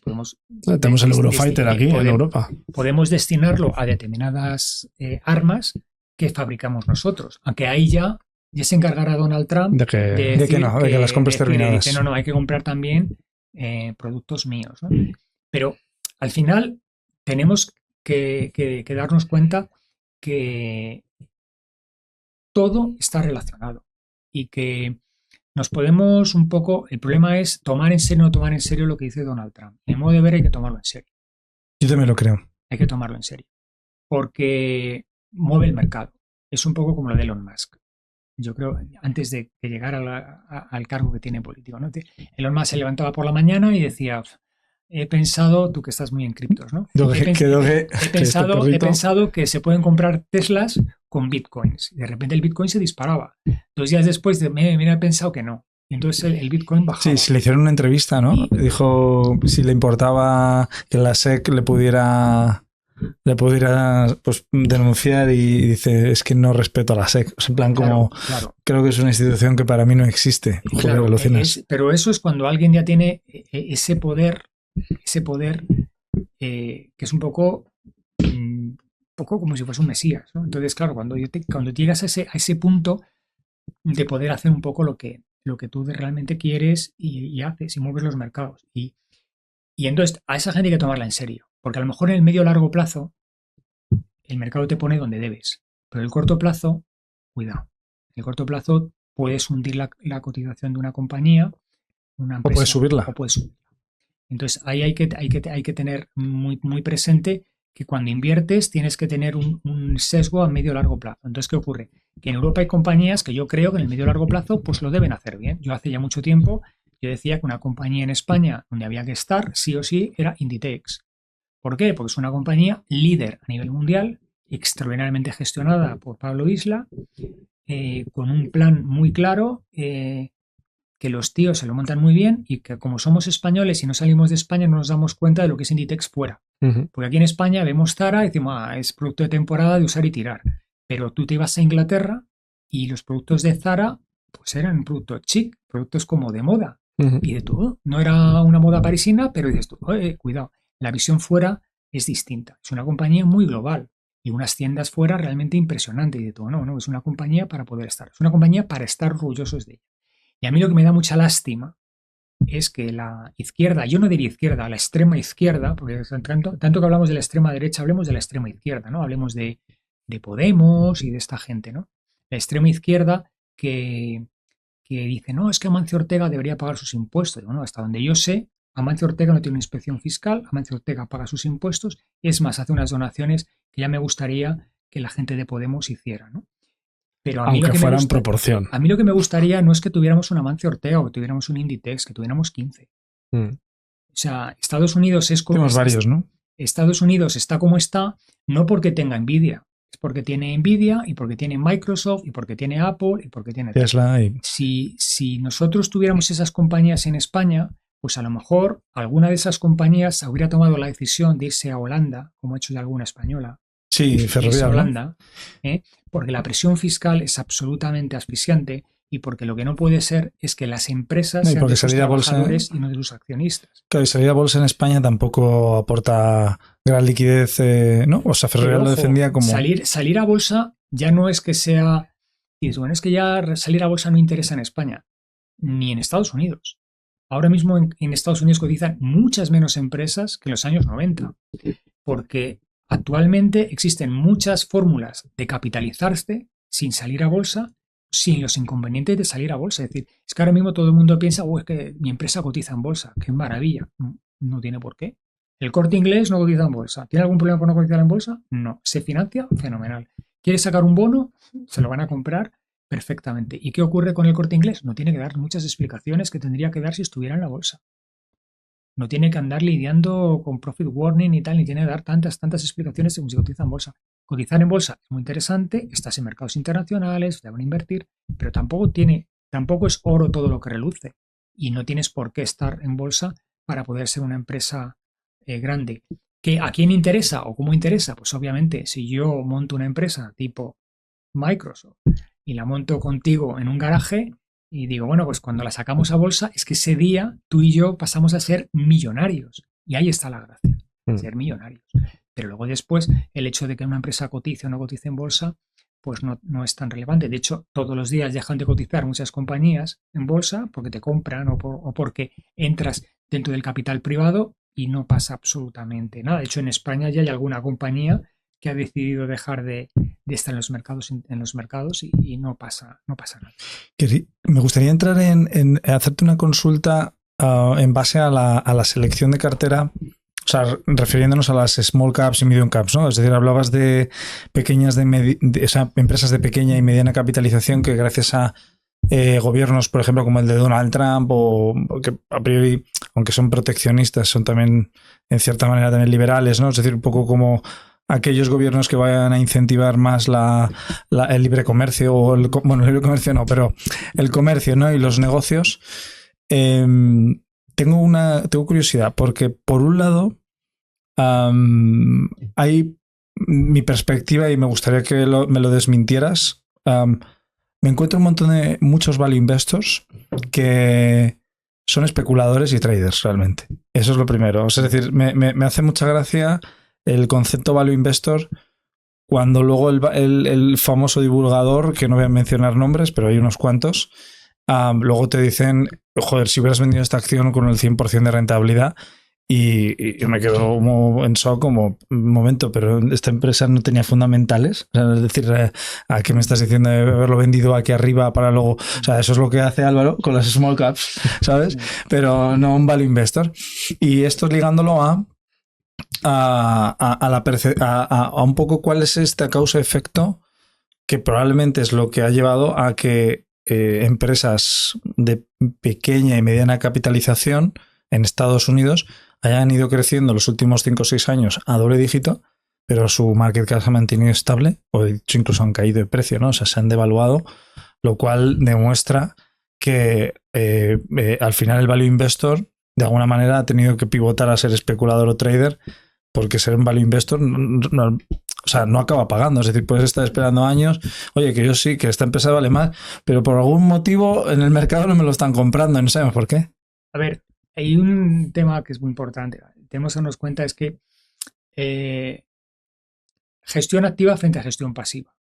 Si estoy un gestor pasivo, ¿qué es lo que hago? Compro una cartera, la dejo ahí y tengo un fee que me vais a pagar pequeño, porque realmente me estoy indiciando un índice y por tanto mi labor tampoco es lo suficientemente de valor como para que tú me pagues un 3, un 4, un 5% por mi gestión. Tendrás que pagar un 1, un 1,5. Claro, un value investor, ¿qué ocurre? Si realmente yo decido invertir una cartera de convicción y voy a invertir en esos valores y los voy a mantener en cartera durante 2 años, y durante 2 años prácticamente no voy a hacer movimientos en mi cartera, cobrar todos los años un 3%, digo, chico, me estás cobrando mucho. ¿Vale? Entonces, ese es un poco el gap. Entonces, si yo muevo mucho mi cartera, tengo una opción. Es decir, bueno, si tú mueves mucho la cartera, eres un gestor que mueves, pero dices tú, oye, si mueves tanto la cartera, o es porque eres un especulador o porque te estás equivocando mucho. Porque, claro. Porque digo yo, hombre, yo compro una acción y en cuanto sube un 7% la vendo. ¿Por qué la vendes con un 7%? ¿Tú no piensas que va a subir un 30%? No, es que sube un 7% y veo otro valor. Y digo, bueno, entonces realmente tú no eres un inversor a largo plazo. Tú realmente lo que eres un especulador, casi un day trader. Entonces, hay que tener muy claro lo que tenga tu folleto informativo de a qué te dedicas y qué dejas de hacer. Yo creo que los value investor, en líneas generales, son inversores de convicción que tienen muy claro cuáles son sus mercados y sus acciones y las mantienen. ¿Qué ocurre? El problema está en que lo que ellos muchas veces dicen es que algún día el mercado pondrá en valor mis inversiones. Y de hecho hay muchos value investors que durante años han tenido rentabilidades no mediocres, lamentables.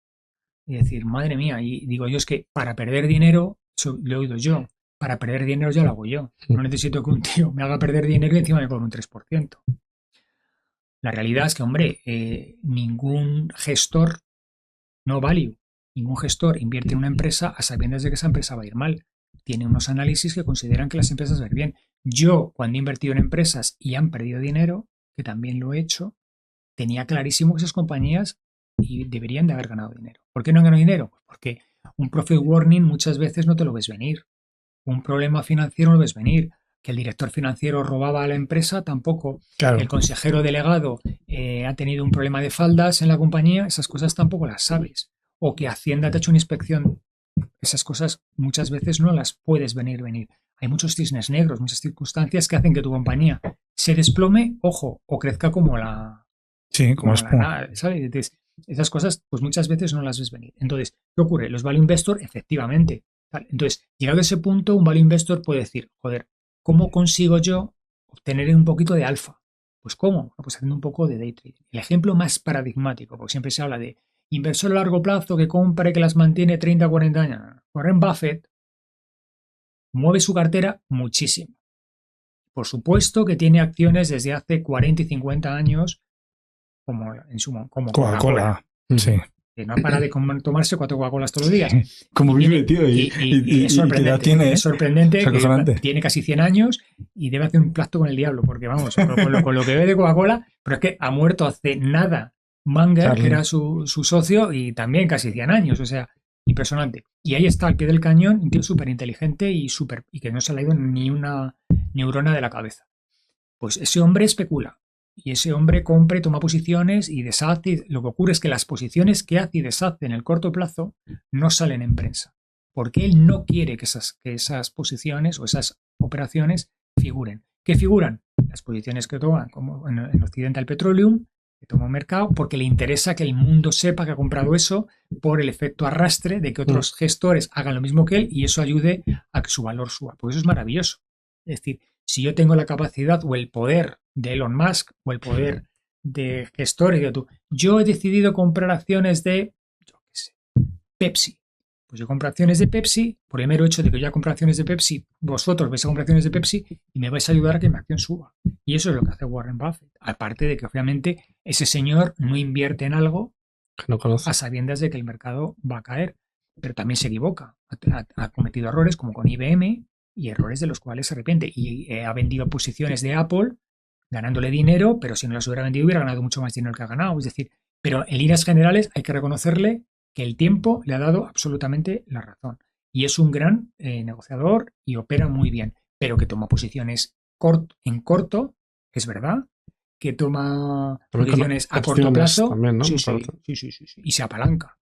Lo que pasa que, bueno, no es el grueso de su cartera, ¿no? Y luego opera un poco como Amancio Ortega, es decir, todos los años muchas de las compañías que tienen reparten unos dividendos espectaculares, de tal manera que todos los años tiene mucha pólvora seca para poder seguir invirtiendo.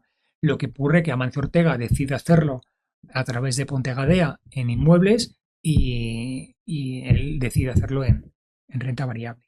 Pero la pura realidad es que es una persona que en líneas generales es un value investor, sin duda alguna, pero que obviamente siempre puedes obtener algo de fee, algo de rentabilidad, algo de alfa, operando de esta manera.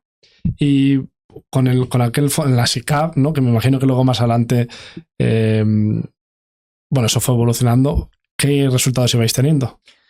Bueno, la verdad es que tuvimos un par de años pobres, pero cuando digo pobres, un año que perdimos un 3% y otro año estuvimos en torno al 2% de rentabilidad en momentos en los cuales la bolsa a nivel mundial tuvo un comportamiento muy superior al nuestro, pero la rentabilidad del fondo ha batido claramente al índice y ha estado en torno del 12-13% anual de promedio. Pero obviamente empresas americanas todo. Prensa normal, el más del 70% está en bolsa norteamericana y en posiciones realmente tremendas. Yo recuerdo de haber comprado Netflix sería el 2011 o 2012 en el torno de los $60 la acción. ¿Y a cuánto cotiza ahora? Porque cerca de los 1.000. Sí, 8, 9, ¿no? Qué locura. Claro, entonces... ¿En qué precio salisteis? Nosotros, desgraciadamente, compramos en 60, pero después fuimos comprando a otros precios, por un precio promedio de en torno a los 240, y el grueso de nuestra salida debe estar sobre los 600. Es decir, Joder. más que doblamos. Está bien. Por Más que 10, doblamos. sí. Bueno, si fueras promediando. ¿Sabes? Y por ejemplo, también nosotros tomamos posiciones de Citi cuando pasó lo de Goldman Sachs, perdón, pasó lo de Lehman Brothers. La acción de Citi cayó a $1 la acción. Y entonces Cuando la rescataron. yo le dije a mi gestor, digo, yo prefiero comprar una acción de Citi que un Whopper que valga €1, porque yo tengo muy claro que Citi no va a desaparecer. No van a dejar que el banco desaparezca. Yo no sé si valdrá 1,30, 1,40, 1,50, pero va a subir en un trimestre, en 4 meses, no sé si llegó a $4 la acción.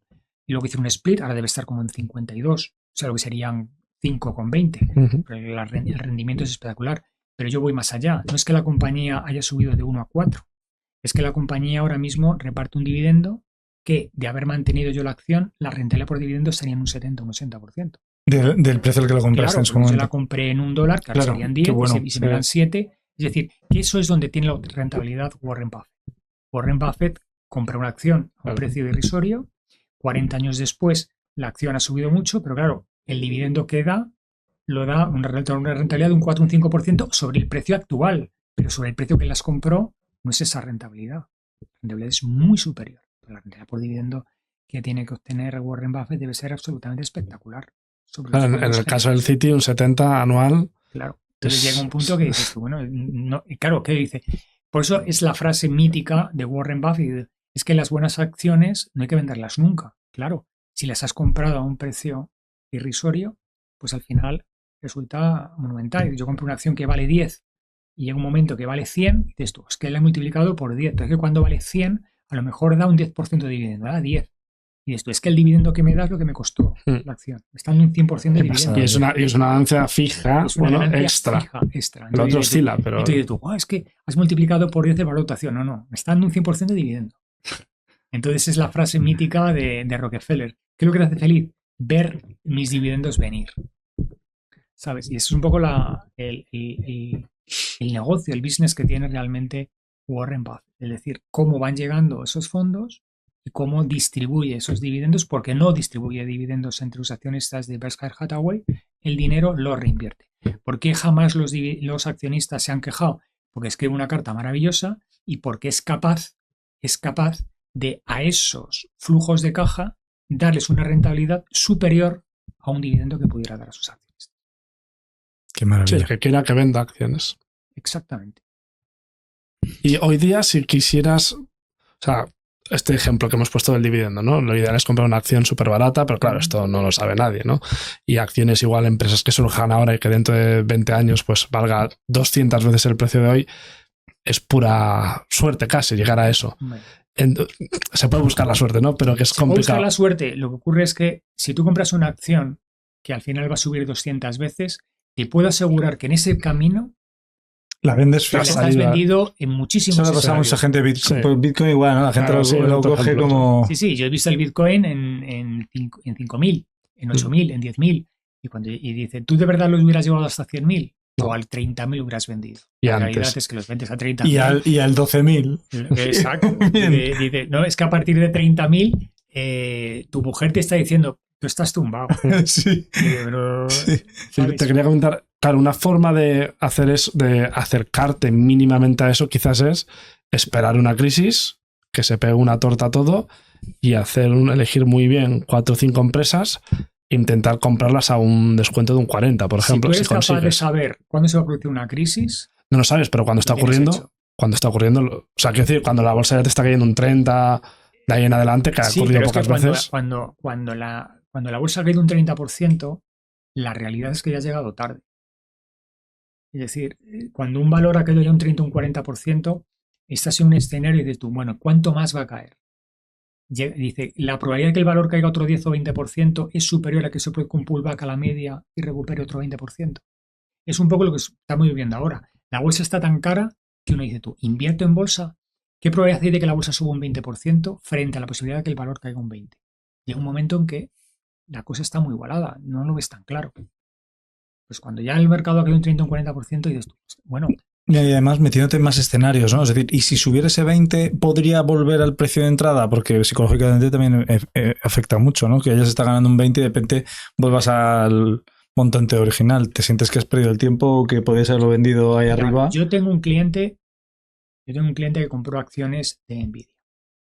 Las compró en 46 y empezaron a subir y llegaron a 75-80 antes del split, 75-80. Y ahí estaba, el hombre estaba muy contento, obviamente. Y el valor cayó a 70. Cuando cayó a 70 se puso muy nervioso. Era un cliente que me llamaba constantemente, casi a diario. Mi mujer puede dar fe de que me llamaba y se tiraba 1 hora conmigo al teléfono. Y entonces yo le dije, mira, como tenía un poquito harto, le dije, mira, vamos a poner un stop loss, si quieres, en 63. Si toca los 63, tío, las has vendido, las has comprado en 46, has ganado un montón de pasta. Y si no lo tocas, porque ha subido y por tanto vas a estar contento. ¿Qué hizo? Lo puso.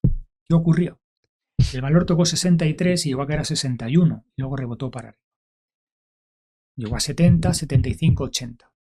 El cliente, en lugar de estar contento porque había vendido en 61 algo que compró en 46, me dijo que la culpa era mía porque le había obligado a vender las acciones, que no las tenía que haber vendido. Y yo le dije hice lo que tú querías. Y me dice, me tenías que haber obligado a no vender.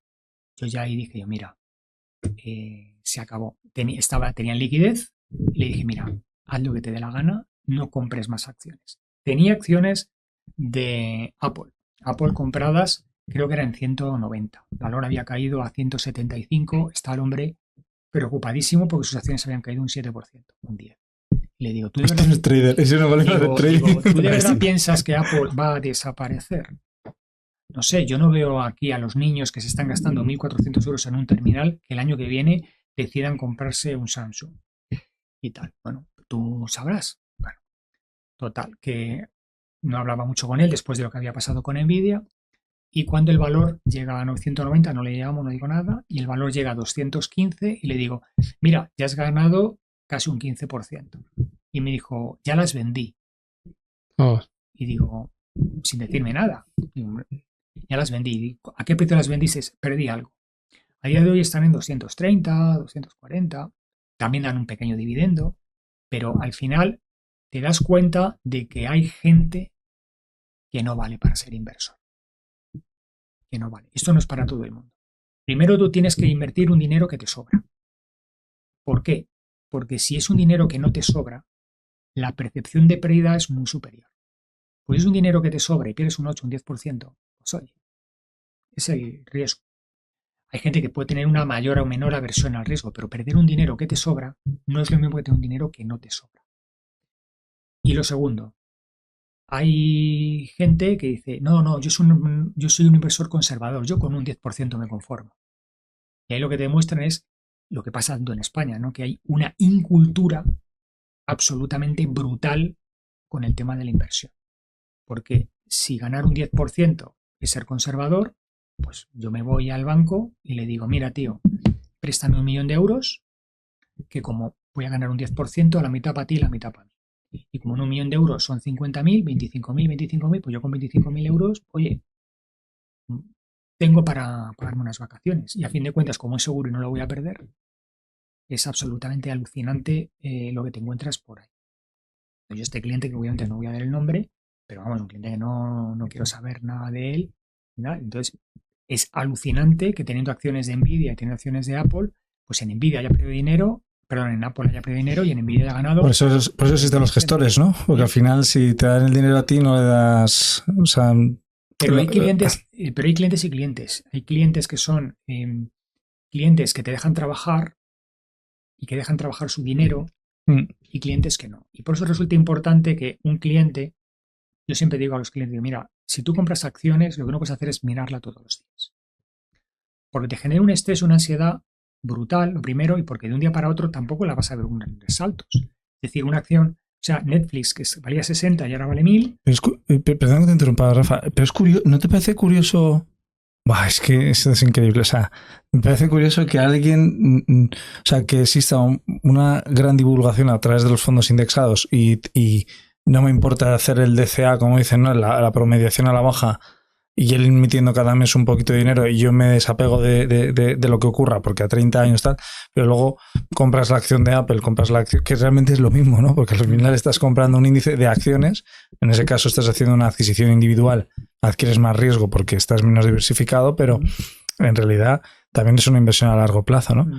Y ahí no existe el DCA, la promediación, es como no es una falta de concepto. El ser humano es maravilloso, tío. Hay personas para todo. Es rarísimo. Sí, pero bueno, también pasa con los gestores. Es decir, resulta muy curioso porque, claro, tú encuentras fondos que están súper, que son fondos muy grandes, ¿no? Y que están súper diversificados y tienen 200 posiciones. Entonces, si tienes un fondo con 200 posiciones, bueno, te encontrarás posiciones que lo hagan muy bien, posiciones que lo hagan muy mal, pero al final promedias tanto que al final resulta complicado que tu rentabilidad sea muy alta y sobre todo que tu rentabilidad bata al mercado. Entonces, ya te das con un canto en los dientes si consigues hacer una beta. Sin embargo, los gestores que mejor lo hacen, en líneas generales, suelen ser aquellos de convicción. Acciones que invierten solamente en 30-35 valores. Que para muchos dirían, bastante, pues es un tío que muy arriesgado. Muy arriesgado. Sin embargo, hay otros que dicen, no, con 30-35 valores sí consigues una diversificación adecuada y es una... Entonces uno dice, tú, esto es como, yo me hago trampas al solitario. Dice, claro. Dependiendo a quién pregunte, me va a decir que con 30-35 valores estoy suficientemente diversificado y a ver a quién me dice con 30-35 valores. Eso es un riesgo enorme. Es un riesgo muy duro. Y entonces, bueno, pero te puedes encontrar de verdad gestores que digan, no, yo con 35 valores sí considero que tengo diversificación. No, pues chico, tú mismo. Lo que sí que está bastante claro es que ha cambiado yo creo que el escenario que siempre hemos tenido, ¿no? El 60-40. 60 renta fija, 60 renta variable, 40 renta fija para compensar uno con otro. Sobre todo en los tiempos en los que he estado muy alineado renta fija y renta variable, que fueron los famosos años de no había dónde esconderse. Si bajaba todo y no me podía proteger con la renta fija o con la renta variable. Y ahora parece que sí, que ya empieza a producirse ese escenario en el que me puede generar protección. Pero, como está la cosa como está, empiezan a entrar la opción de decir, si quiero ganar dinero, tengo que meter algo en otras cosas. En activos reales, en bitcoins. Y ahí es donde está la enjundia, ¿no? ¿Consideramos el bitcoin como un activo o consideramos el bitcoin como una apuesta especulativa de casino? Y esa es la gran cuestión que se resolverá a lo largo del tiempo. Se resolverá a lo largo, yo creo que de la próxima década, ¿no? De momento ya la SEC ha permitido algún activo, ¿no? que pueda operar y sobre todo la entrada de Donald Trump, que ha dejado muy claro a través de cambios dentro de la SEC para que el Bitcoin se convierta en un activo preponderante. Yo creo que en el fondo porque Donald Trump tiene muy claro que el futuro va por ahí y dice, como yo no controlo el Bitcoin o yo no controlo las monedas digitales, alguien lo va a hacer. Y del mismo modo que yo quiero controlar los semiconductores, yo quiero controlar absolutamente todo lo que tecnológicamente es relevante, pues también lo quiero hacer con el Bitcoin y con los activos digitales, ¿no? Y eso es un poco ahí, sobre todo porque este tiempo atrás ha dado una rentabilidad tan importante que aquellos gestores que han tenido algo de posición ahí han batido claramente a sus pares. La realidad es, han batido a sus pares, pero ¿se puede considerar que son sus pares? Claro, ¿o no? Porque claro, es un activo alternativo. Macho, es que haces trampas al solitario. Yo no puedo competir contigo porque no puedo invertir en estos activos que sí que dan una enorme rentabilidad. Entonces, esa es la gran... Ahí es donde BlackRock y compañía han dado acceso, ¿no? ¿Y tú has visto un mayor interés por parte de clientes con patrimonio en Bitcoin? ¿O te consultan sobre ello? La gente más joven. La gente más mayor, no. Primero, porque son más conservadores y segundo, porque tecnológicamente están en otra liga. Entonces, la gente joven sí que invierte más en Bitcoin, están mucho más metidos en esa onda, porque incluso están dispuestos a invertir en meme coins o en activos de estos que compran, lo que más mueve. Compran cosas muy absurdas, pero que de un día para otro te suben un 17% y tal. Entonces, digo, hombre, algunos se lo he dicho yo, para hacer eso, vete a Las Vegas, que la volatilidad es la misma, pero es extremadamente más divertido. Bueno, te voy a decir una cosa, dentro de las meme coins, al menos de lo que a mí me cuenta Jordi, que es el analista que tenemos en Conquer Crypto, lo que hacen es diversificar entre 30 y 35 y alguna pegan un pelotazo porque o al menos una con que te haga un por 35 básicamente pues ya te cubre. Solo tiene que hacer un por 35. Solo, pero lo hace y por 100 y por 200. Pero te cubre las otras. Lo que pasa que te lo hace, tienes esa rentabilidad, pero no le puedes decir a tu cliente cómo se obtiene esa rentabilidad. Pues si tu cliente dice tú, o sea, me estás diciendo que 34 han petado y una es la que ha hecho que compense todo y gane dinero, esto es droga dura para mí. Entonces, muchas veces dices tú, mira, vas a ganar dinero, pero no quiero que sepas cómo lo hago, porque como sepa cómo lo hago, no lo vas a hacer. Y te doy una TIR que supera el benchmark del SP500 jugando con meme coins. Un poco eso. Entonces, no. Yo, mira, yo no invierto en ese tipo de activos, ni tampoco invierto en empresas bursátiles con capitalizaciones bursátiles por debajo de un umbral. Es decir, yo invertir en una empresa que tiene una vida bursátil de $9 millones, digo, tío. Es este señor. Digo, tío. Aunque bueno, él las baja. No, pero yo sorteo ese tipo de empresas cuando se disparan. Yo siempre digo lo mismo, se pone, mira, yo no invierto en bares. Eso es buena, ¿eh? Yo no invierto en bares. Entonces es un poco eso. Pero estoy de acuerdo en que si eres lo suficientemente listo para estar muy, muy, muy, muy encima de tienes que ser muy especializado en ese tipo de activos.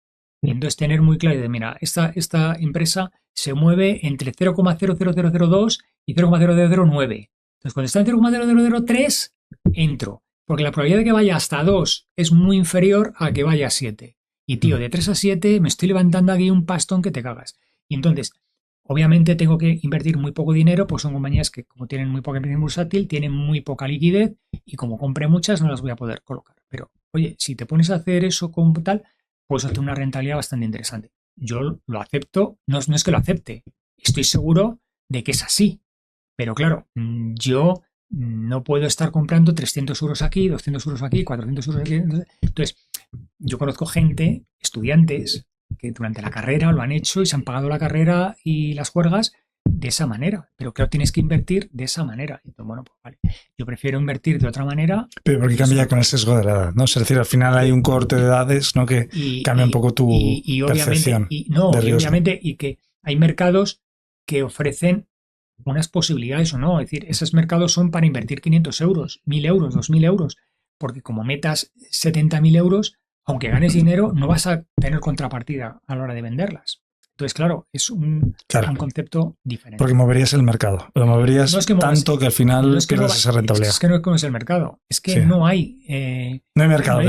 Te lo cargas entero. Claro, bueno, es que... Yo me he encontrado deslizamientos del 99%.